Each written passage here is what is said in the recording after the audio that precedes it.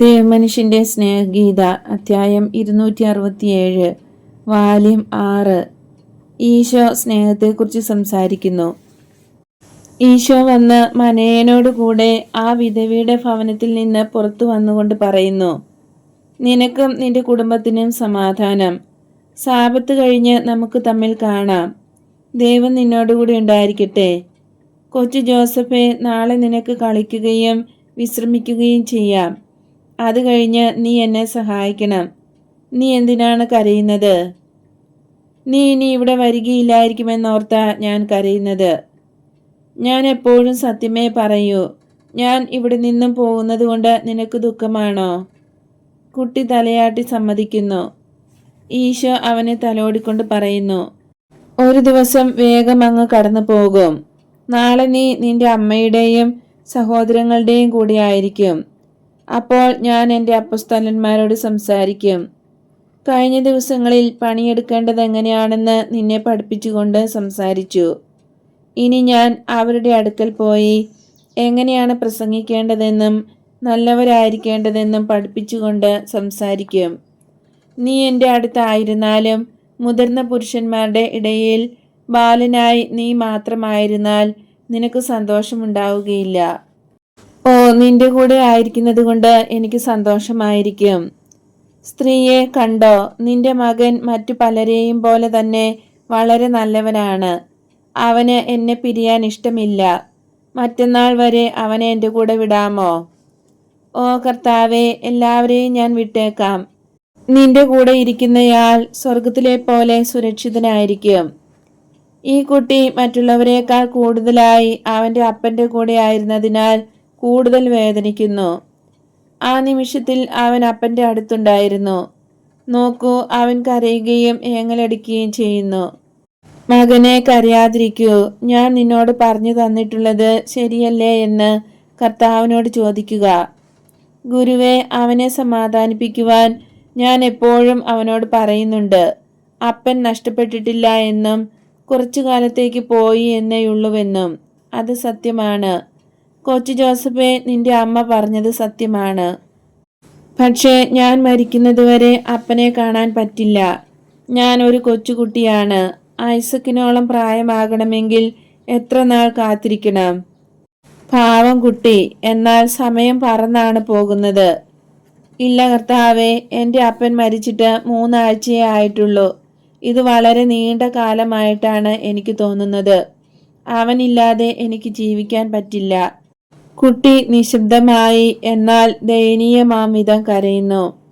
നോക്കൂ, അവൻ എപ്പോഴും ഇങ്ങനെയാണ്, പ്രത്യേകിച്ച് അവന് താല്പര്യമുള്ള ഒന്നും ചെയ്യാനില്ലാത്തപ്പോൾ.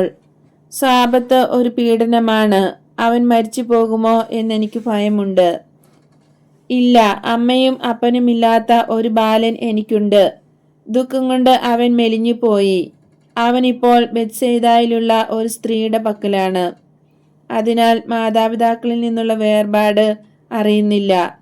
അതുകൊണ്ട് ആത്മാവിലും ശരീരത്തിലും അവൻ നന്നായിട്ടുണ്ട്.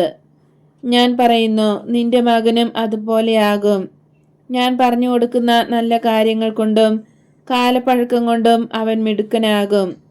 തന്നെയുമല്ല, അനുദിന അപ്പത്തിനു വേണ്ടി നിനക്ക് ഉത്കണ്ഠയില്ലെന്ന് മനസ്സിലാക്കുന്നതോടെ അവൻ ശാന്തനായിക്കൊള്ളും. സ്ത്രീയെ, ദൈവം നിന്നോടുകൂടെ. സൂര്യൻ അസ്തമിച്ചു തുടങ്ങുന്നു. എനിക്ക് പോകണം. ജോസഫെ, വരൂ. നിന്റെ അമ്മയോടും സഹോദരങ്ങളോടും യാത്ര പറഞ്ഞ് വേഗം എൻ്റെ ഒപ്പം എത്തിക്കൊള്ളൂ.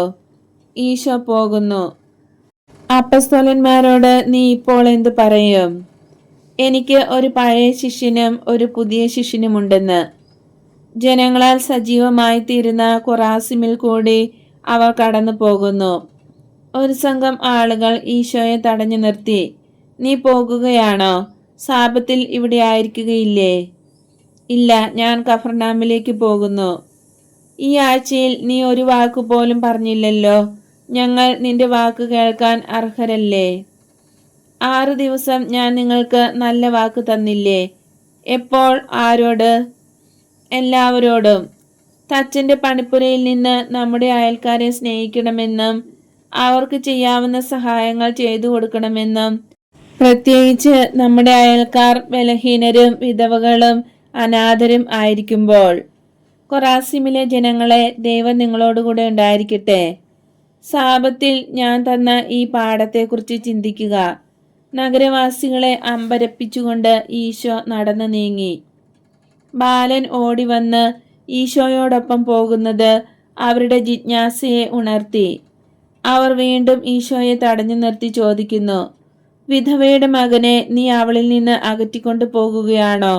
അതെന്തിനാണ്? ദൈവം ഒരപ്പനാണെന്ന് വിശ്വസിക്കാൻ അവനെ പഠിപ്പിക്കുവാനും നഷ്ടപ്പെട്ടു പോയ അവൻ്റെ അപ്പനെ ദൈവത്തിൽ കണ്ടെത്താമെന്നും മനസ്സിലാക്കി കൊടുക്കാനുമാണ്. പിന്നെ വൃദ്ധനായിരുന്ന ഐസക്കിന്റെ സ്ഥാനത്ത് വിശ്വസിക്കുന്ന ഒരുവൻ ഇവിടെ ഉണ്ടാകട്ടെ എന്നും വിചാരിക്കുന്നുണ്ട്. നിന്റെ ശിഷ്യന്മാരോടുകൂടെ കൊറാസിമിലെ 3 പേരുണ്ട്. എൻ്റെ ശിഷ്യരോട് കൂടെയുണ്ട്, ഇവിടെയില്ല. ഇവൻ ഇവിടെ ഉണ്ടായിരിക്കും. ദൈവം നിങ്ങളോടുകൂടെ. ബാലൻ ഈശോയുടെയും മനേയന്റെയും ഇടയ്ക്കാണ് നടക്കുന്നത്. ഈശോ മനേയനോട് സംസാരിച്ചുകൊണ്ട് വേഗം നടക്കുന്നു. കഫർനാമിലേക്കാണ് പോകുന്നത്.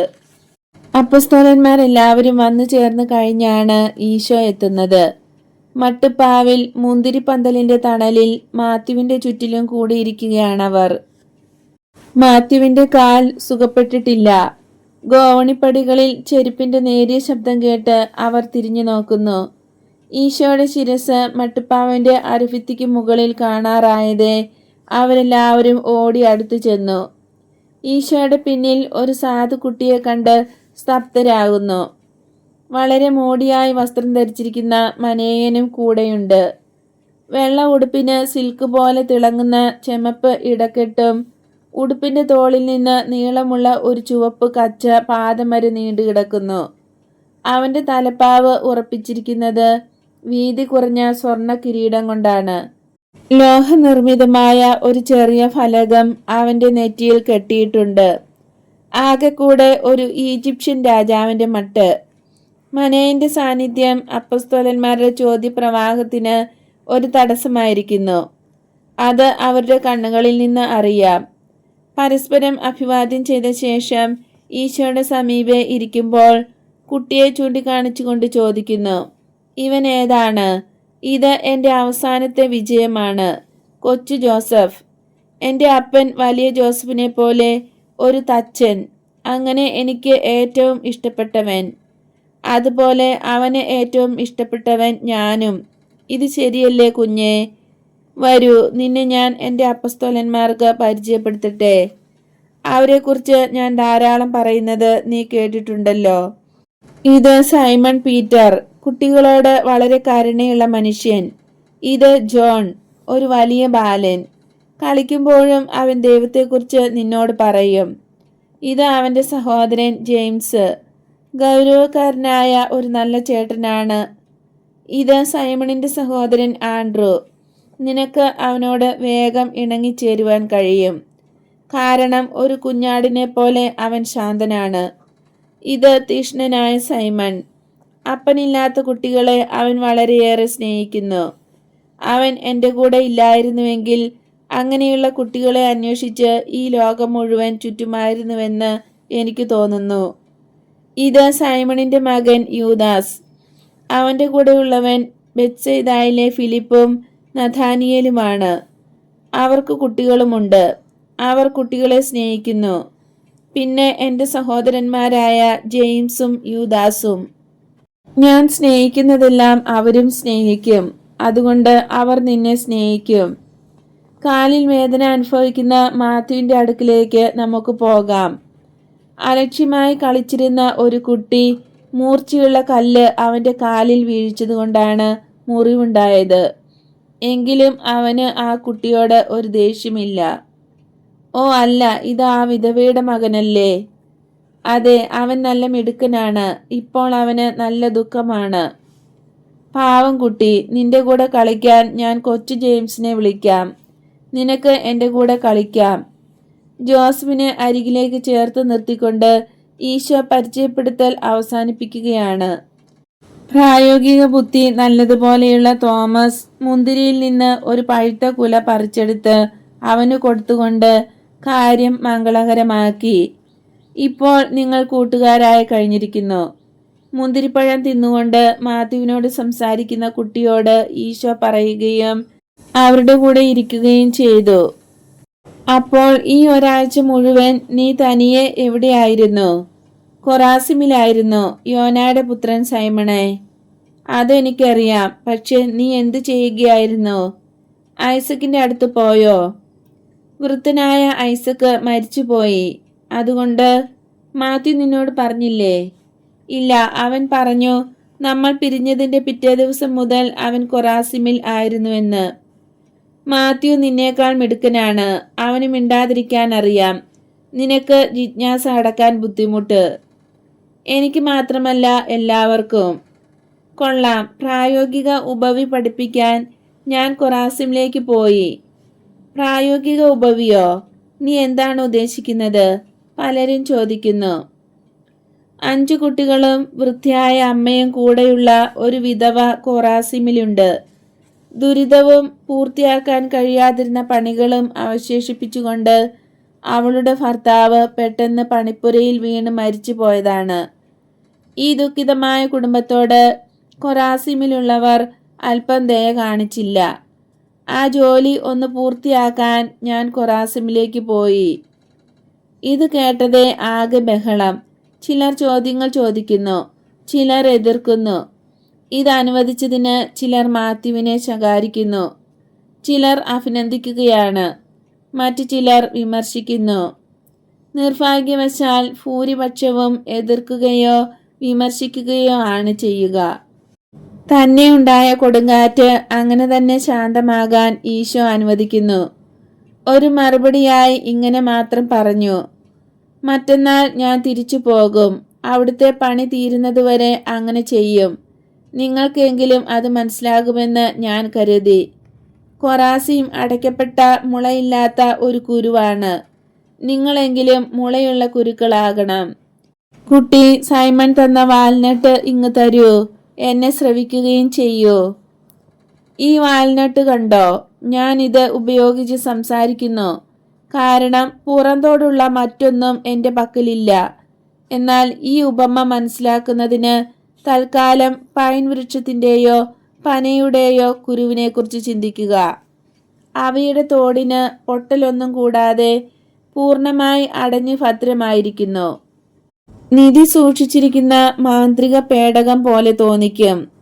നല്ല ശക്തി പ്രയോഗിച്ചെങ്കിലേ അത് തുറക്കാൻ കഴിയൂ. എന്നിരുന്നാലും യാദൃച്ഛികമായി അതിലൊന്ന് തറയിലേക്ക് എറിയപ്പെടുകയും ഒരു വഴിപോക്കൻ അത് ഭൂമിയിൽ കുഴിച്ചിടുകയും ചെയ്താൽ എന്തു സംഭവിക്കും? ആ പേടകം തുറക്കപ്പെടും, വേര് മുളയ്ക്കും, ഇലകൾ പുറപ്പെടുവിക്കും. അത് താനെ എങ്ങനെ സംഭവിക്കുന്നു? നമുക്ക് അത് തുറക്കണമെങ്കിൽ ചുറ്റിക പ്രയോഗിക്കണം. എന്നാൽ അത് താനെ തുറക്കുമ്പോൾ ഒരു ബലപ്രയോഗവും വേണ്ട. ആ വിത്ത് മാന്ത്രിക ശക്തിയുള്ളതാണോ? അല്ല, അത് ഒരു മൃദുവായ കാമ്പാണ്. കട്ടിയുള്ള പുറന്തോടിനോട് തുലനം ചെയ്താൽ എത്ര ബലം കുറഞ്ഞ ഒന്ന്. എന്നാലും അതിനേക്കാൾ ബലം കുറഞ്ഞതിനെ ആ തോട് സംരക്ഷിക്കുകയാണ് ചെയ്യുന്നത്. പരീക്ഷണത്തിനായി കല്ലുപോലെ കട്ടിയുള്ള കുറെ വിത്തുകൾ കുഴിച്ചിടുക. ചിലത് വേരുകൾ പുറപ്പെടുവിക്കും, മറ്റു ചിലത് പുറപ്പെടുവിക്കുകയില്ല. കിളിർക്കാത്തത് പറിച്ചെടുക്കുക. ഒരു ചുറ്റിക കൊണ്ട് തല്ലി പൊട്ടിച്ചു നോക്കൂ. അത് പൊള്ളയായ കുരുവാണെന്ന് കാണാൻ കഴിയും. അതിനാൽ ഭൂമിയുടെ ഈർപ്പമോ ചൂടോ അല്ല അതിനെ തുറക്കുന്നത്, അതിൻ്റെ മുളയാണ്. അഥവാ അതിൻ്റെ ആത്മാവ് മുള വീർക്കുമ്പോൾ ഒരു ഉത്തോലകമായി പ്രവർത്തിക്കുകയും തോട് തുറക്കുകയും ചെയ്യുന്നു. ഇതാണ് ഉപമ. ഇനി അത് നമ്മിൽ തന്നെ ഒന്ന് പ്രയോഗിക്കാം. ചെയ്യാൻ പാടില്ലാത്ത എന്താണ് ഞാൻ ചെയ്തത്? കാപട്യം ഒരു പാപമാണെന്ന് മനസ്സിലാക്കാൻ കഴിയാത്ത വിധം നാം നമ്മെ തന്നെ അധപതിക്കുന്നുണ്ടോ? വാക്കുകൾ പ്രവൃത്തി കൊണ്ട് ഉറപ്പിച്ചില്ലെങ്കിൽ അത് കാറ്റ് പോലെയല്ലേ? ഞാൻ എപ്പോഴും എന്താണ് നിങ്ങളോട് പറഞ്ഞിരിക്കുന്നത്? പരസ്പരം സ്നേഹിക്കൂ എന്ന്. മഹത്വത്തിൻ്റെ മുന്നോടിയും രഹസ്യവും സ്നേഹമാണ്. പ്രസംഗിക്കുന്ന ഞാൻ സ്നേഹമില്ലാതെ പ്രവർത്തിക്കണമോ? അങ്ങനെ സത്യസന്ധതയില്ലാത്ത ഒരു ഗുരുവാകണമോ? ഇല്ല, ഒരിക്കലുമില്ല. എൻ്റെ പ്രിയ സ്നേഹിതരെ, നമ്മുടെ ശരീരം കട്ടിയുള്ള ഒരു കുരു പോലെയാണ്. മൃദുല ഭാഗം ആത്മാവ്, അതിൽ അടയ്ക്കപ്പെട്ടിരിക്കുന്നു. ആത്മാവിൽ ഞാൻ വച്ചിരിക്കുന്ന ഒരു കാമ്പുണ്ട്. പല ഘടകങ്ങൾ കൊണ്ടാണ് അതുണ്ടാക്കിയിട്ടുള്ളത്. പ്രധാന ഘടകം സ്നേഹമാണ്.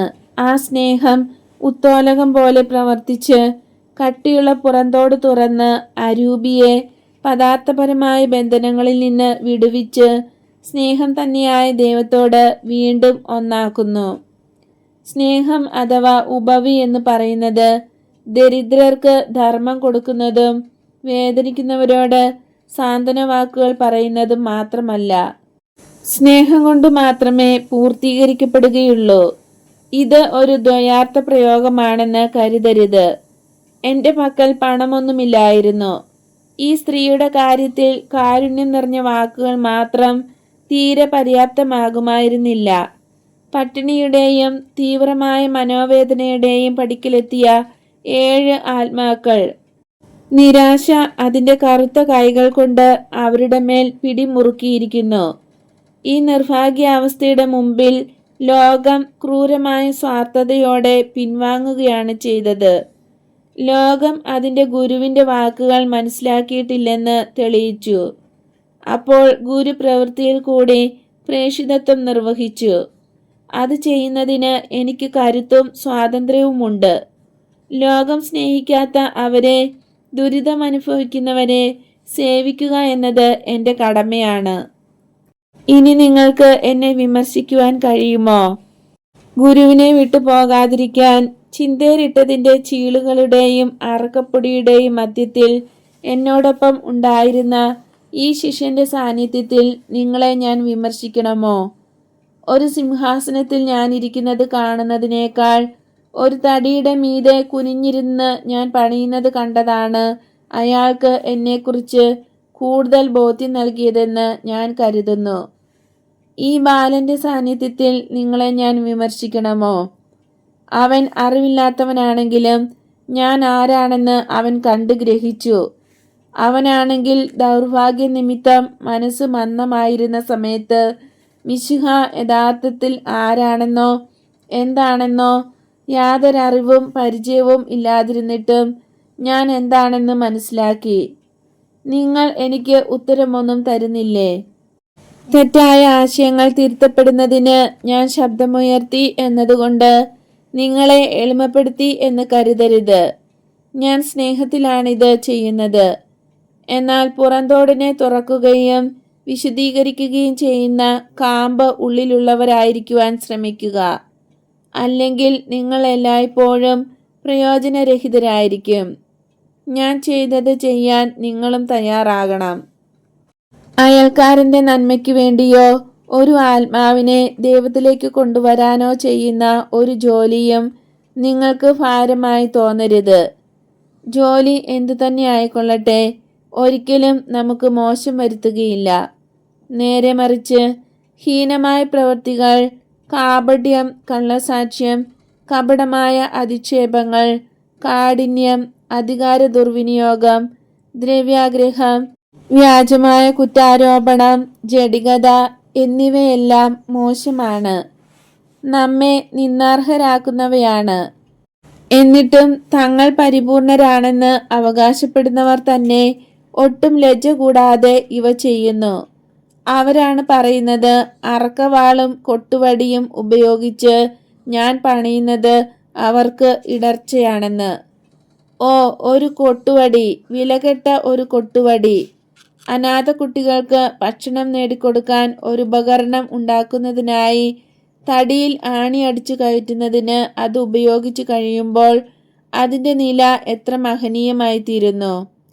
കൊട്ടുവടിക്ക് മഹത്വമില്ലെങ്കിലും പരിശുദ്ധമായ ഒരു ലക്ഷ്യം നേടാൻ അതെൻ്റെ കൈകളിലായിരിക്കുമ്പോൾ മഹത്വക്കുറവെല്ലാം മാറും. ഇപ്പോൾ ഇടർച്ചയെന്ന് കൂവി പറയുന്നവർക്കും അത് കിട്ടിയാൽ കൊള്ളാമെന്നാകും.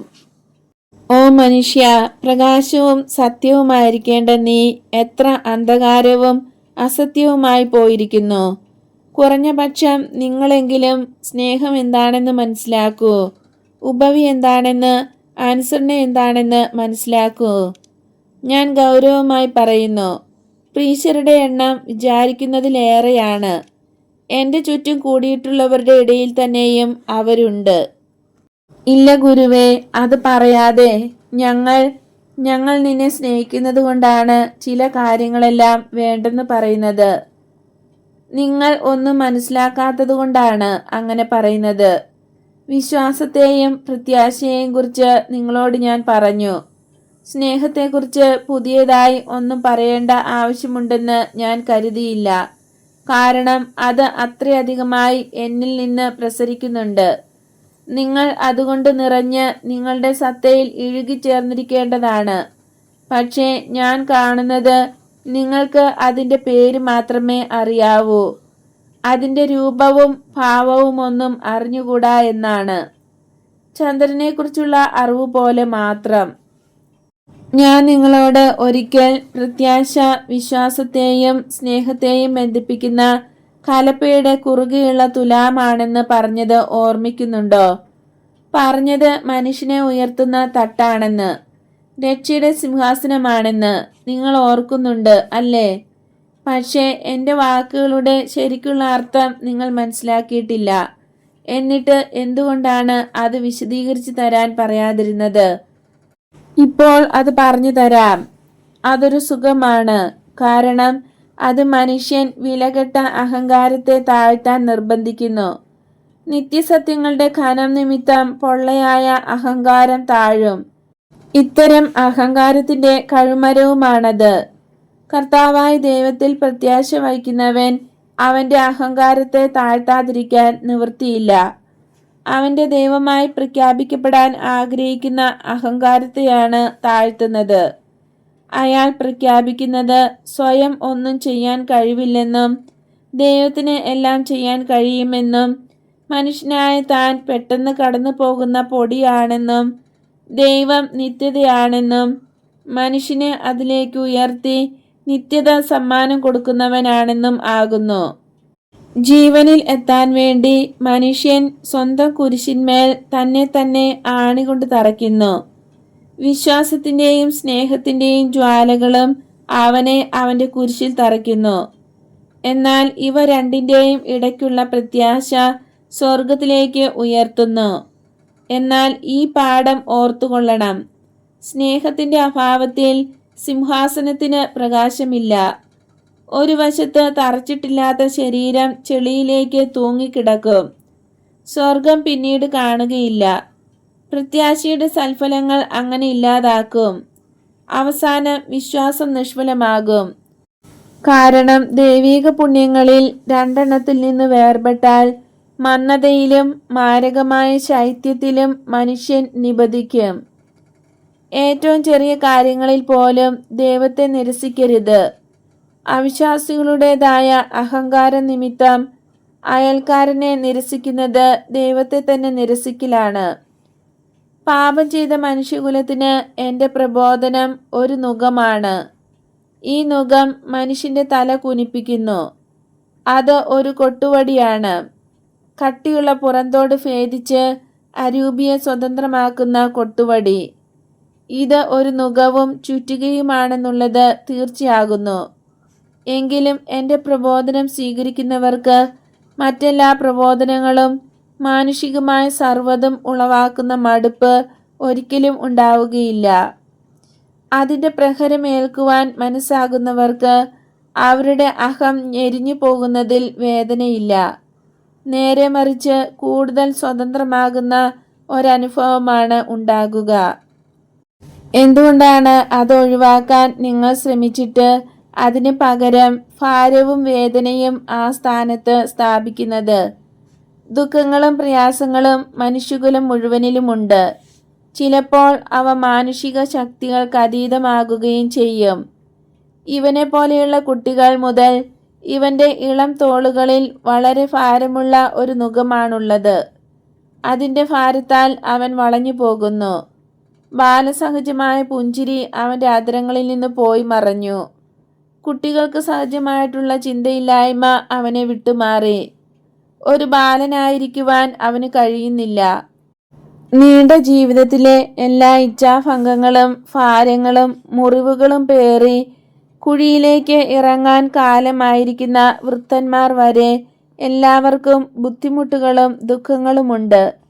എന്നാൽ എൻ്റെ പ്രബോധനത്തിലും എന്നിലുള്ള വിശ്വാസത്തിലും ഇതുപോലുള്ള വലിയ ഭാരങ്ങളിൽ നിന്ന് വിടുതിയും ആശ്വാസവും ലഭിക്കുന്നു. അതുകൊണ്ടാണ് എൻ്റെ പ്രബോധനങ്ങളെ സുവിശേഷം എന്ന് വിളിക്കുന്നത്. ഈ സുവിശേഷം സ്വീകരിക്കുകയും അനുസരിക്കുകയും ചെയ്യുന്നവർക്ക് ഭൂമിയിൽ തന്നെ അനുഗ്രഹങ്ങൾ ഉണ്ടാകും.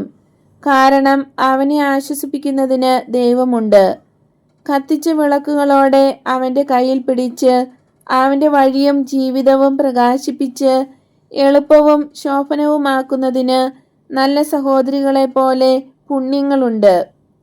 അവൻ്റെ ശരീരം സമാധാനത്തിൽ ഭൂമിക്ക് വിട്ടുകൊടുക്കുന്നതുവരെ അവർ ദൈവത്തിൻ്റെ നിത്യമായ വാഗ്ദാനങ്ങൾ അവനെ പാടി കേൾപ്പിക്കുകയും അവൻ പറുദീസായിലേക്ക് ഉണരുകയും ചെയ്യും.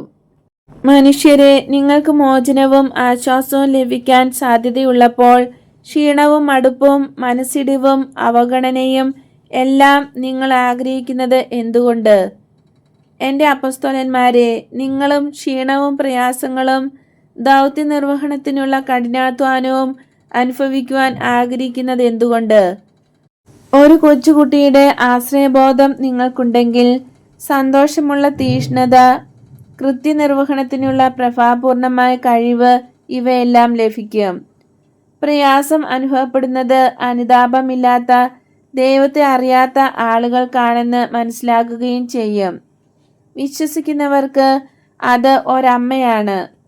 വഴിയിലുള്ള കല്ല്, മുള്ള്, പാമ്പിൻകൂട്, കുഴികൾ എന്നിവയെക്കുറിച്ച് പറഞ്ഞുകൊടുത്ത് വഴി നിശ്ചയമില്ലാത്ത കുട്ടിയുടെ മാർഗം സുരക്ഷിതമാക്കുന്ന അമ്മയെപ്പോലെയാണ് ആശ്രയബോധം വർത്തിക്കുന്നത്. നിങ്ങളിപ്പോൾ ആശ്വാസരഹിതരാണ്. ഈ ആശ്വാസരാഹിത്യത്തിൻ്റെ ആരംഭം ദുരിതപൂർണമായിരുന്നു. നിങ്ങളുടെ ആശ്വാസരാഹിത്യത്തിന് ഒന്നാമത്തെ കാരണം എൻ്റെ എളിമയാണ്. എനിക്കെതിരെ ഞാൻ ഒരു കുറ്റകൃത്യം ചെയ്തതുപോലെയാണ് നിങ്ങൾ എന്നെ വീക്ഷിക്കുന്നത്. ഇപ്പോൾ നിങ്ങൾക്ക് വളരെ വിഷമമുണ്ട്. കാരണം എന്നെ നിങ്ങൾ ദുഃഖിപ്പിച്ചില്ല എന്ന് നിങ്ങൾക്ക് മനസ്സിലായി. ഈ രണ്ടാമത് പറഞ്ഞ ദുഃഖത്തിൻ്റെ കലർപ്പില്ലാത്തവർ കുറച്ചുപേർ മാത്രമേയുള്ളൂ. അഹങ്കാരമുള്ളവർക്ക് പൂർണ്ണതയില്ലല്ലോ എന്ന ദുഃഖം അവരുടെ അഹങ്കാരത്തിന് ഏറ്റ മുറിവാണ്. കാരണം അഹങ്കാര നിമിത്തമാണ് പൂർണ്ണരാകാൻ അവർ ആഗ്രഹിക്കുന്നത്. ഒരു ശാസന സ്വീകരിക്കുവാൻ എളിമയോടെ മനസ്സാകുക. തെറ്റിപ്പോയെന്ന് സമ്മതിക്കുക. സ്വഭാവാതീത കാരണത്താൽ പൂർണ്ണരാകുവാൻ ആഗ്രഹിക്കുന്നു എന്ന് ഹൃദയത്തിൽ നിശ്ചയിക്കുകയും ചെയ്യുക. പിന്നീട് എൻ്റെ പക്കലേക്ക് വരിക. ഞാൻ നിങ്ങളെ തിരുത്തുന്നു. എന്നാൽ ഞാൻ നിങ്ങളെ മനസ്സിലാക്കുകയും കാരുണ്യം കാണിക്കുകയും ചെയ്യുന്നുണ്ടല്ലോ. അപ്പസ്തോലന്മാരായ നിങ്ങൾ എൻ്റെ പക്കൽ വരുവീൻ. ഭൗതികമോ ധാർമ്മികമോ ആത്മീയമോ ദുഃഖങ്ങൾ അനുഭവിക്കുന്ന മനുഷ്യരെ, നിങ്ങളെല്ലാവരും എൻ്റെ അടുക്കൽ വരുവീൻ. അവസാനം പറഞ്ഞ ദുഃഖങ്ങൾ ഉണ്ടാകുന്നത് ദൈവസ്നേഹത്തെ പ്രതി ആഗ്രഹിക്കുന്ന പോലെ സ്വയം വിശദീകരിക്കാൻ സാധിക്കുന്നില്ലല്ലോ. തിന്മയെ വിട്ടുമാറാൻ തീർത്തും കഴിയുന്നില്ലല്ലോ. ദൈവസ്നേഹത്തിന് തീഷ്ണത പോരല്ലോ എന്നിത്യാദി ദുഃഖങ്ങളാണ്. വിശദീകരണത്തിൻ്റെ പാത ദീർഘവും നിഗൂഢവുമാണ്. ചിലപ്പോൾ കാണാൻ കഴിയാത്ത വിധത്തിൽ വഴി മൂടപ്പെട്ട് കിടക്കും. നടക്കുന്ന ആൾ ഇരുട്ടിലായിരിക്കും നടക്കുക. വായിൽ വിഷമായിരിക്കും രുചിക്കുക. മുന്നോട്ട് നീങ്ങുന്നതേയില്ല. സ്വർഗീയ പാനീയം ഒന്നും ലഭിക്കുന്നില്ല എന്നെല്ലാം ചിന്തിക്കും. ഇപ്രകാരമുള്ള ആത്മീയ അന്ധകാരം പരിപൂർണതയുടെ ഒരു ഭാഗമാണെന്ന് അറിയുന്നുണ്ടാകുകയില്ല. പ്രകാശമോ കാരുണ്യമോ ഒരിടത്തു നിന്നും ലഭിക്കാതെ തന്നെ തോറ്റു പിന്മാറാതെ തുടർന്ന് നടക്കുന്നവർ അനുഗ്രഹീതരാണ്. വളരെയധികം അനുഗ്രഹീതർ. കാരണം അവർ ഒന്നും കാണുന്നില്ല, കേൾക്കുന്നില്ല. എങ്കിലും ദൈവം എനിക്ക് കുറച്ച് ആനന്ദം തരുന്നതുവരെ എനിക്ക് മുന്നോട്ട് പോവുക സാധ്യമല്ല എന്ന് പറഞ്ഞ് യാത്ര നിർത്തിക്കളയുന്നില്ല. ഏറ്റവും ഇരുട്ടായിരുന്ന വഴി പെട്ടെന്ന് ഏറ്റവും വലിയ പ്രകാശമുള്ളതായി തീരും. സ്വർഗീയമായ പ്രകൃതി ദർശനങ്ങൾ അയാൾ കാണും. മാനുഷികമായ എല്ലാറ്റിലുമുള്ള താല്പര്യം നീക്കിക്കളയുന്ന ആ വിഷം സ്വർഗീയമായ മാധുര്യമുള്ളതായി മാറും. ധീരരായ ഈ വിശ്വാസികൾ അപ്പോൾ ഉദ്ഘോഷിക്കും, എന്തിനാണ് ഇത്രയധികം? കാരണം അവർ സ്ഥിരമായി നിന്നതിനാൽ ഭൂമിയിൽ വച്ചു തന്നെ സ്വർഗം എന്താണെന്ന് അനുഭവിക്കാൻ ദൈവം ഇടയാക്കും. അതേസമയം ക്ഷീണിതരും അവശ്യരുമായ അപ്പസ്തോലന്മാരെ, എൻ്റെ അടുക്കൽ വരുവിൻ. നിങ്ങളോടുകൂടെ ദൈവത്തെ അന്വേഷിക്കുന്ന, ലോകത്തിലെ ദുഃഖം കൊണ്ട് കരയുന്ന, ഏകാന്തതയിൽ അവശ്യരായ എല്ലാവരുമേ, എൻ്റെ അടുക്കൽ വരുവിൻ. ഞാൻ നിങ്ങളെ ആശ്വസിപ്പിക്കാം. എൻ്റെ നുകം വഹിക്കുക. അത് ഭാരമുള്ളതല്ല, അത് ഒരു സഹായമാണ്. ഒരു മണവാട്ടിയെ പുണരുന്നത് പോലെ എൻ്റെ തത്വങ്ങളെ പുണരുക. അതിനെ ആഗ്രഹിക്കുക മാത്രം ചെയ്യാതെ അത് പഠിപ്പിക്കുന്നത് പ്രവർത്തിക്കുന്ന നിങ്ങളുടെ ഗുരുവിനെ അനുകരിക്കുവിൻ. ഹൃദയശാന്തതയും എളിമയുമുള്ള എന്നിൽ നിന്ന് പഠിക്കുവിൻ. നിങ്ങളുടെ ആത്മാക്കൾക്ക് ശാന്തിയുണ്ടാകും. കാരണം ശാന്തിയും എളിമയും ഭൂമിയിലും സ്വർഗത്തിലും രാജ്യം നൽകും. ഞാൻ നിങ്ങളോട് നേരത്തെ തന്നെ പറഞ്ഞിട്ടുണ്ട്, മനുഷ്യരുടെ ഇടയിലെ വിജയികൾ ആളുകളെ സ്നേഹത്താൽ നേടുന്നവരാണ്. സ്നേഹം എപ്പോഴും എളിമയും ശാന്തതയുള്ളതുമാണ്. നിങ്ങളുടെ കഴിവിന് അതീതമായി ഒന്നും ചെയ്യാൻ ഞാൻ നിങ്ങളോട് ഒരിക്കലും പറയുകയില്ല. കാരണം ഞാൻ നിങ്ങളെ സ്നേഹിക്കുന്നു.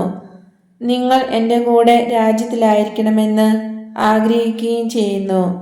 അതുകൊണ്ട് എൻ്റെ രാജകീയ മുദ്രയും രാജകീയ വസ്ത്രവും സ്വീകരിക്കൂ. എന്നെപ്പോലെ എൻ്റെ പ്രബോധനമനുസരിച്ച് ആയിത്തീരാൻ പരിശ്രമിക്കൂ.